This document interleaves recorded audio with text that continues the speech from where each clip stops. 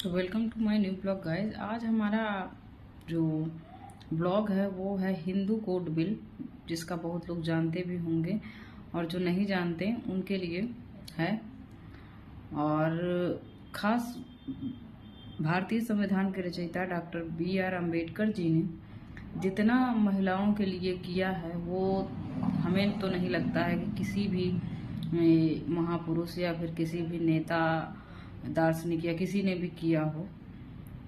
और ये केवल जैसा कि उन्हें बोला जाता है कि दलितों का मसीहा, तो केवल दलित महिलाओं के लिए नहीं, वो सारे समाज की महिलाओं के लिए, खासकर हिंदू कोड बिल जो लेकर आए थे उसके जो तथ्य हैं वो लोगों को जानने चाहिए, खासकर महिलाओं को।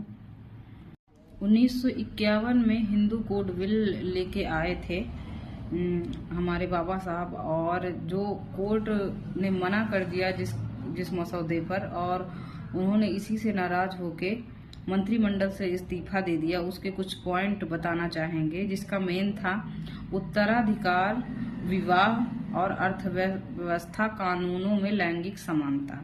जिसके कुछ पॉइंट थे, जैसे नंबर 1 था कि महिलाओं को पुरुषों के बराबर कानूनी अधिकार प्राप्त होंगे, और नंबर 2, महिलाओं को बच्चा लेने का मतलब बच्चा गोद लेने का अधिकार प्राप्त होगा, और किसी भी जाति में शादी करने की छूट होगी, चाहे वो लड़की हो चाहे लड़का हो।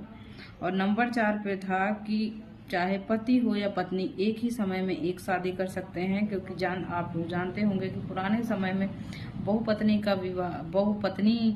प्रथा चल रही थी। मतलब एक पति कई सारी पत्नियां रखता था, तो सोचिए उनकी पत्नियों का क्या हाल होता रहा होगा। और नंबर 5 पे था कि पिता की मृत्यु के बाद पुत्री को भी संपत्ति में जितना कि पुत्र का अधिकार है उतना ही पुत्री का भी अधिकार। और 6 नंबर में है कि तलाक की स्थिति में जो है वो पति के द्वारा पत्नी को आर्थिक सहायता दी जाएगी।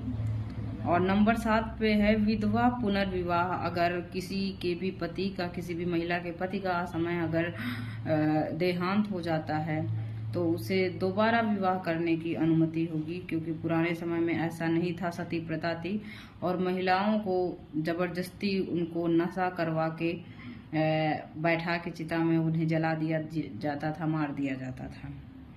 और नंबर 8 पे जो पुत्री होगी उसे पुत्र के बराबर अधिकार होंगे, और जो पत्नी होगी उसे पति के बराबर अधिकार होंगे।